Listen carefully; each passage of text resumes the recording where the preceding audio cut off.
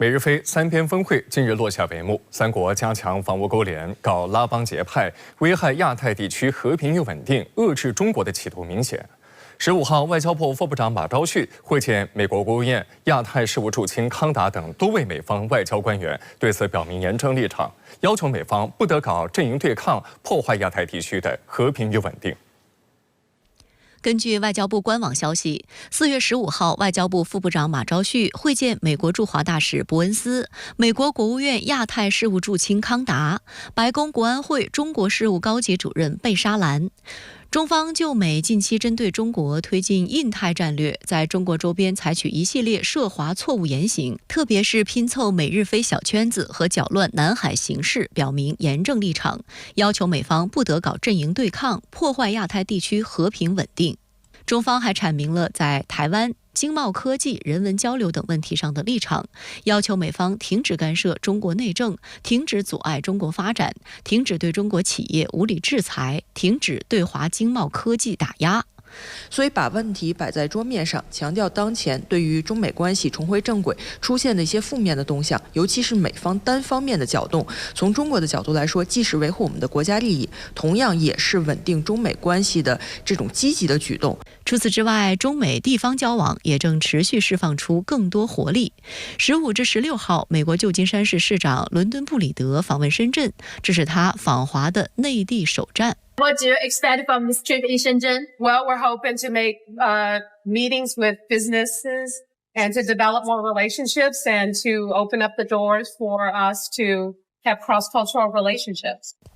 15号上午离开香港抵达深圳后，布里德就与人工智能、无人机等领域的多家深圳企业代表共进午餐。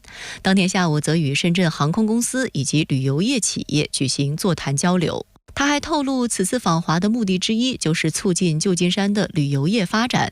他热切期待能有大熊猫落户旧金山动物园。Well, my plan is to do everything I can to make it clear that our San Francisco Zoo, we stand ready and willing and able to host pandas at our zoo. We think that it's a wonderful opportunity. Panda diplomacy, we know, is also important as a way to build bridges.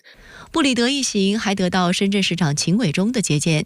秦伟忠在会见时表示，粤港澳大湾区和旧金山湾区都是世界知名的湾区，深圳与旧金山同为全球重要的创新城市，两市合作空间广阔，潜力巨大。深圳愿与旧金山一道，为推动中美关系稳定发展做出积极贡献。深圳卫视记者注意到，布里德此次访华行程的5站当中，就包含了深圳、广州、香港这3个粤港澳大湾区城市。布里德表示，旧金山与深圳有很多相似之处，希望进一步加强两地在人工智能、新能源汽车、文体旅游等领域的合作，为旧金山湾区与粤港澳大湾区合作搭建桥梁。北京时间4月17号，巴黎奥运迎来了倒计时100天。昨天，象征着光明、正义、和平和团结的奥运火种在希腊成功采集，奥运火炬传递正式开始。当地时间16号，2024巴黎奥运火种在希腊成功点燃。火种采集仪式是自1936年柏林奥运会开始沿用的古老而传统的奥运仪式。点火地点位于第1届古代奥运会举办地希腊古奥林匹亚。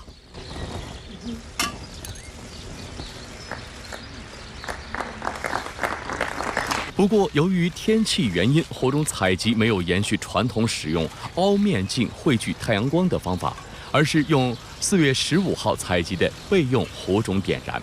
此前，巴黎奥运组委会宣布，开幕式将在塞纳河上举行，引发安全担忧。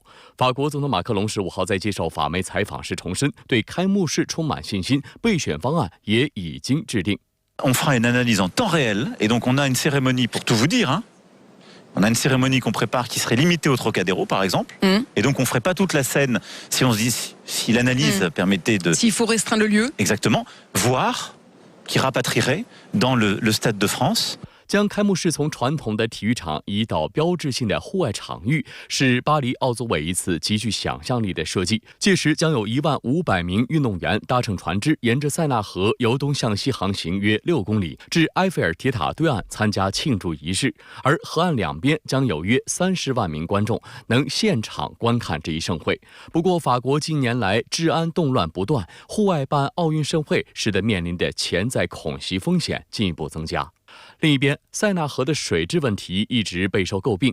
在为期半年的水质采样检测中，塞纳河水中的大肠杆菌是欧盟和国际奥委会限制标准的2倍，有时甚至是3倍。原计划铁人3项赛中的塞纳河部分或被取消，铁人3项变成铁人2项。不过，巴黎奥运组委会回应，水质差是因为今年1季度的降雨量过大，随着新型处理雨水装置的投入，水质会得到改善。此外，巴黎奥组委称将打造一届最绿色低碳的环保奥运会。运动员宿舍里将沿用东京奥运时的纸板床，长度200厘米，宽度90厘米。然而，东京奥运期间，这种纸板床的反响并不太好，不仅让人翻身困难，还有的床不堪重负，开裂坍塌。另外，随着近年来全球气候变暖，法国的夏天一度飙升至40摄氏度。然而，很多法国家庭并没有装空调的习惯。